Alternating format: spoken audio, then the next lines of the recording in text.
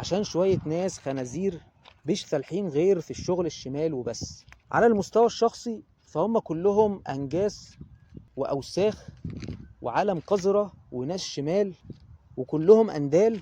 فليه إن أنا أتعامل معاهم أصلا من أساسه؟ للمرة التانية أنا حاليا عايش العزلة، عايش الاستقلالية، عايش البعد، عايش التجنب، عايش الوحدة، عايش الخصام، عايش العداوة مع أي حد هيقل مني، مع أي حد هيقدرني، مع أي حد هيزعلني، مع أي حد هيحزني، مع أي حد هيحزني، مع أي حد هيضايقني، مع أي حد هيعمل لي حوارات أو مشاكل. انا مقاطعه للابد. من الاخر كده الناقص بناقص والباب يفوت جمل، وبركه يا جامع، وبطلنا اللي يعطلنا، واعتاب الندل اجتنابه. وخلاص يا ابني احنا شطبنا. خلاص بقى يا حبيبي، انا مش هقعد اداد الناس، مش هقعد اداد الناس.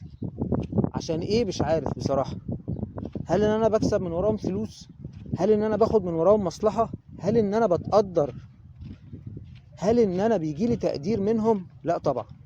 في الحقيقه ولا بيجيلي منهم مصالح، ولا بيجيلي منهم فلوس، ولا بيجيلي منهم احترام، ولا بيجيلي منهم تقدير، ولا بيجيلي منهم ادب ولا ذوق، ولا بيجيلي منهم اي حاجه خالص. ما بيجيليش من وراهم غير وجع الدماغ وتعب القلب ومرض الجسم وقله القيمه وقله الادب وقله الاصل، بخلاف الوساخه والدناءه والقذاره والنجاسه والخبث والانانيه والطمع والبخل والضرب تحت الحزام والحوارات والمشاكل والافتكاسات ليل ونهار عشان حاجات ما تستاهلش. فعشان كده احب اقول لهم كلهم ما تستاهلوش، وحسبي الله ونعم الوكيل في كل الناس اللي ظلموني، وكل الناس اللي اتخلوا عني، وكل الناس اللي بيتكلموا عليا في سيرتي وبيجيبوا في سيرتي بالغلط، مع انهم عمرهم ما شافوا مني غير كل خير. مش هقول غير كده ولا هتكلم اكتر من كده، لان الواحد تعب بصراحة. فلو الحلقة عجبتك اشترك في القناة وفعل الجرس، لايك وكومنت وشير، وتابعني على الانستجرام والتيك توك، وادعي لي بالتوفيق والنجاح والشفاء العاجل. وان شاء الله تعالى، وان شاء الله تعالى يا جماعه اوعدكم ان انا مش هبطل تاني.